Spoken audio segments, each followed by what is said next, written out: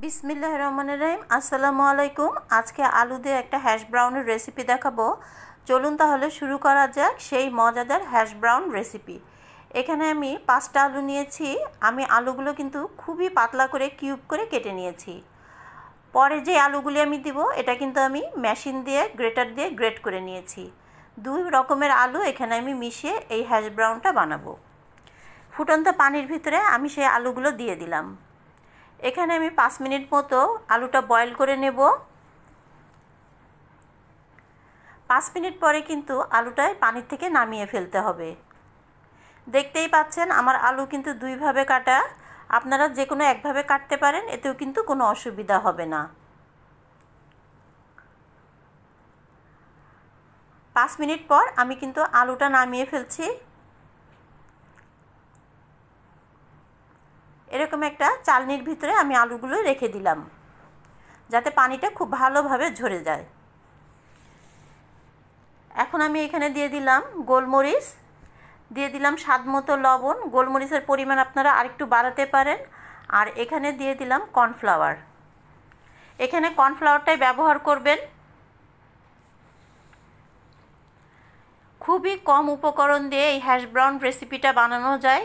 এটা খেতে কিন্তু খুবই মজা। সমস্ত উপকরণ দিয়ে আমি কিন্তু খুব ভালোভাবে মেখে নিচ্ছি। এটা বাচ্চারা খুবই পছন্দ করে। এটা একটা জনপ্রিয় ম্যাকডোনাল্ডসের খাবার। এরকম হাত দিয়ে আপনারা কিন্তু একটু চেপে চেপে নেবেন। আমি এটাই দেখাচ্ছি। কর্নফ্লাওয়ার দেওয়ার সাথে সাথে কিন্তু আলুটা এরকম টাইট হয়ে আসবে। আমাদের শেপ দিতে কিন্তু কোনো অসুবিধা হবে না। আমি একটা শেপ কিন্তু দিয়ে রেখেছি। এখন আমি দেখাচ্ছি মাপটা এরকমভাবে আপনারা একটা মাপ অনুযায়ী দেবেন, এতে করে সবগুলো শেপই সমান হবে। হাত দিয়ে কিংবা কোনো ছুরির সাহায্যে আপনারা একটু চেপে চেপে এটা শেপ দিয়ে নেবেন।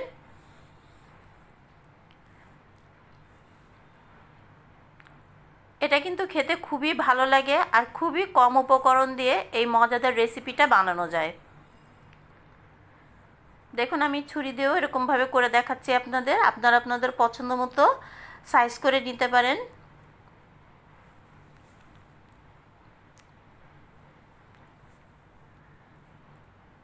আমার 5টা আলু দিয়ে, বড় বড় সাইজের 5টা আলু দিয়ে কিন্তু আমার 6 থেকে 7টা মতো হ্যাশ ব্রাউন হয়েছে। আর হ্যাশ ব্রাউনগুলো কিন্তু একটু মোটা মোটা টাইপের করবেন, এতে করে কিন্তু বেশি সুন্দর হয় আর বেশি ভালো হয়। এখন আমি ভাজতে চলে যাচ্ছি। আমি একটা ননস্টিক প্যান নিয়েছি। আমি প্রথমে 3টা দিয়ে দিলাম।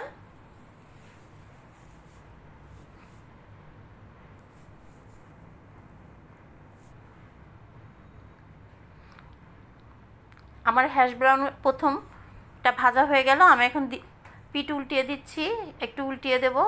এটা কিন্তু একদম ব্রাউন করে ভাজতে হবে। এটা কিন্তু খুবই ক্রিস্পি আর খেতে কিন্তু খুবই মজা।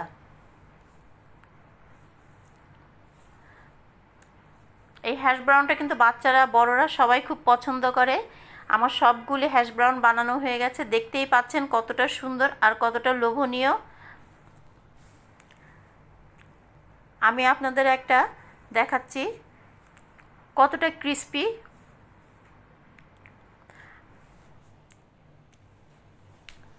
যদি আপনাদের রেসিপিটা ভালো লাগে তাহলে একটা লাইক করে দেবেন, একটা কমেন্ট করে দেবেন, যা আমার পরবর্তী রেসিপির জন্য খুবই উৎসাহ যোগাবে। ভিতরটা কীরকম সেটাও আমি আপনাদের দেখাচ্ছি। আর যখন গোলমরিচটা মুখের সাথে পড়ে বাইটে বাইটে, তখন কিন্তু খুবই ভালো লাগে এটা খেতে। যদি আপনাদের ভালো লাগে তাহলে অবশ্যই একটা লাইক কমেন্ট করে দেবেন। দেখা হবে পরবর্তী কোনো একটা রেসিপি নিয়ে।